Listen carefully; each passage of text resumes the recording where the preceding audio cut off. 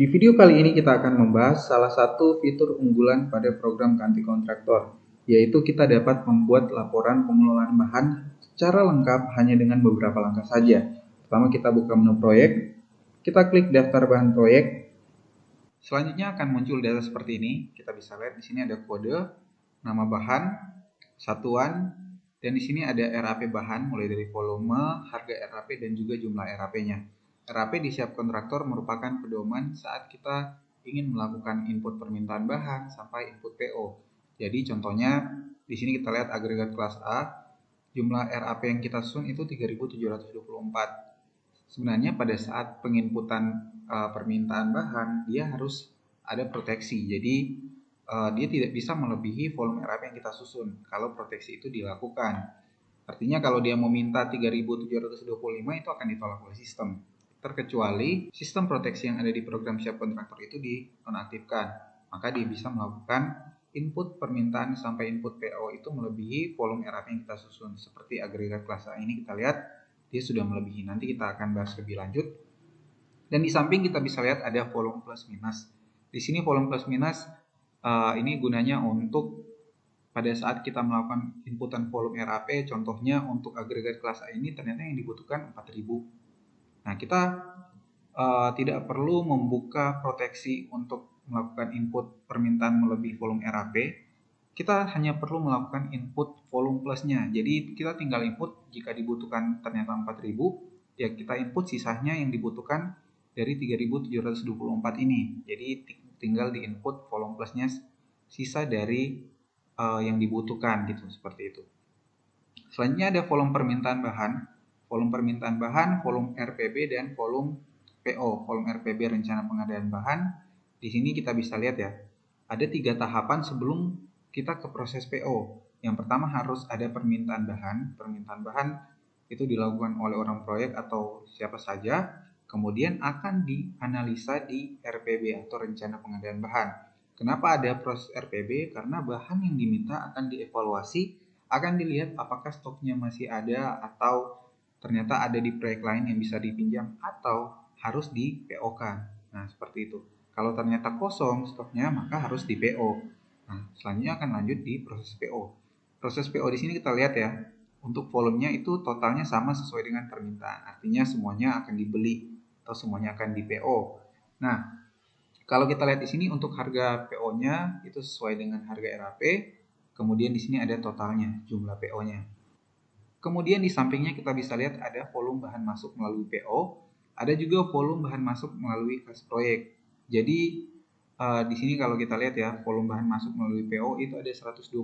Artinya yang di PO-kan itu ada total 633, belum semuanya bahan masuk. Jadi di sini baru tercatat volume yang bahan masuknya ada di angka 120. Oke. Volume melalui kas proyek di sini misalnya ada pembelian bahan melalui kas proyek akan tercatat volumenya di sini. Kita lihat di sampingnya ini ada volume bahan masuk. Bahan masuk ini merupakan total dari pertambahan nilai antara kolom F dan kolom G. Jadi volume masuk melalui PO dan kas proyek akan totalnya muncul di sini. Jika volume bahan masuk melalui kas proyek ini ada 10, maka di sini akan tercatat 130, seperti itu.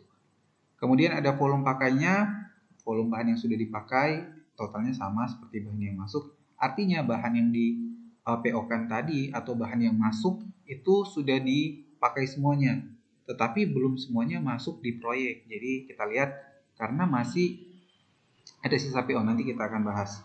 Nah, di sini kita lihat di sampingnya ada sisa RAP.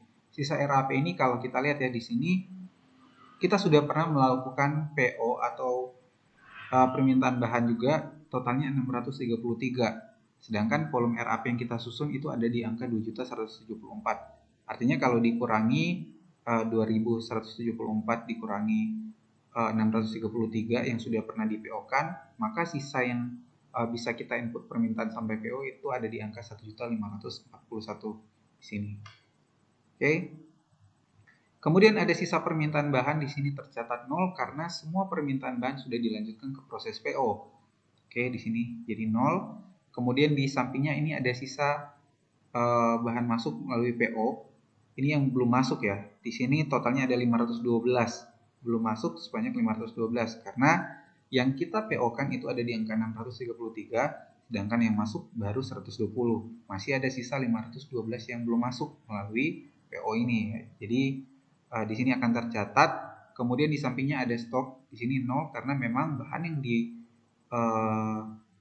atau bahan yang masuk sudah digunakan semua. Ini volumenya sama. Jadi stok yang tersedia di proyek tersebut adalah 0 untuk bahan ini. Nah, kita lanjut di bagian bawahnya. Ini ada bahan agregat kelas A. Ini kenapa ada yang berwarna kuning?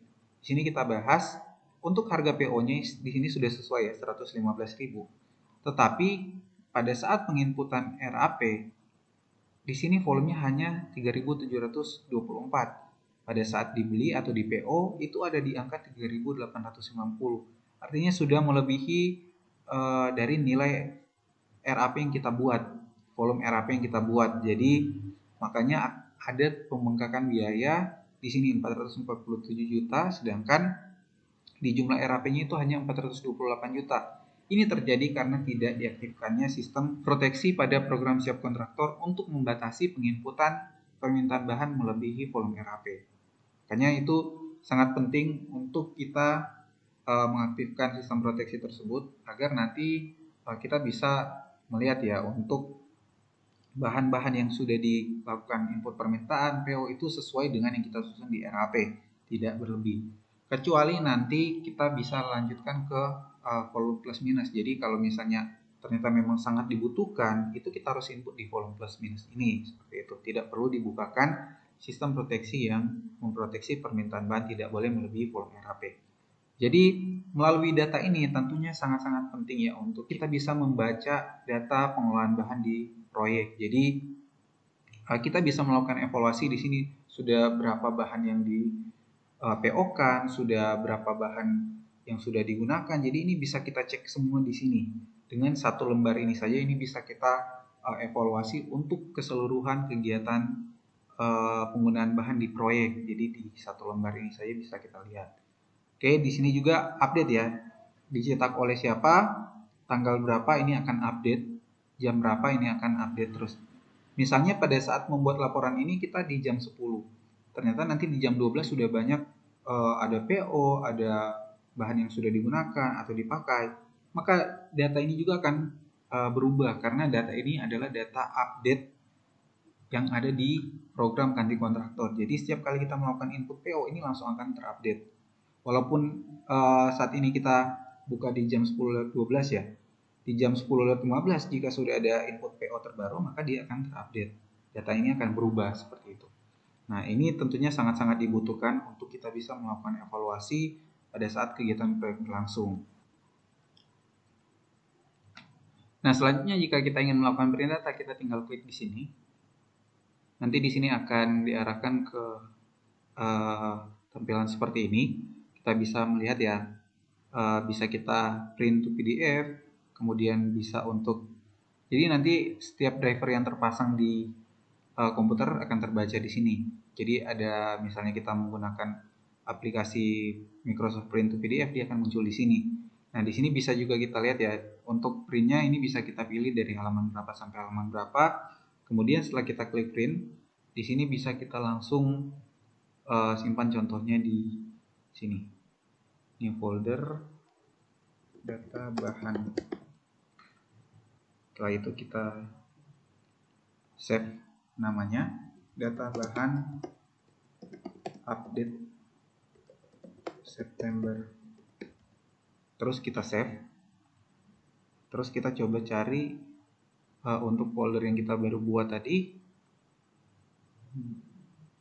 Ini data bahan. Nanti dia akan bentuknya PDF seperti ini. Kalau kita buka, dia akan muncul seperti ini. Nah, untuk dikirim-kirim ini menjadi lebih mudah. Oke, sekian dulu untuk video kita kali ini. Terima kasih.